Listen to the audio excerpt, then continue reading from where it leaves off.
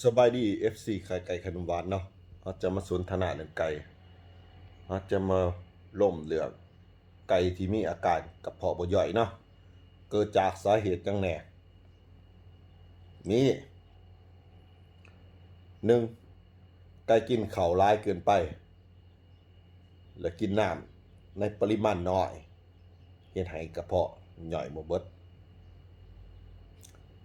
สองไก่กินข้าวที่มีเชื้อรา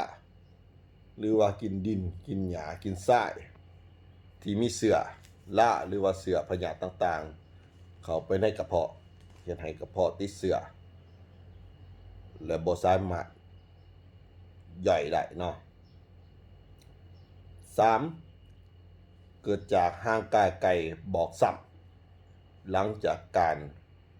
ปั๊มการน่วมเนาะการออกกำลังกายเฮ็ดให้การทำงานของกระเพาะบ่เต็มที่เนาะก็บ่สามารถย่อยเข้าในกระเพาะได้เนาะเฮ็ดให้กระเพาะบ่ย่อยเนาะสี่เกิดจากไก่ติดเชื้อขี้เขียวขี้ขาวเหงาซึมหรือว่ามีอาการป่วยต่างๆเนาะก็เฮ็ดให้กระเพาะบ่ย่อยคือกันเนาะนี่แม่น4สาเหตุที่เฮ็ดให้กระเพาะไก่บ่ย่อยเนาะ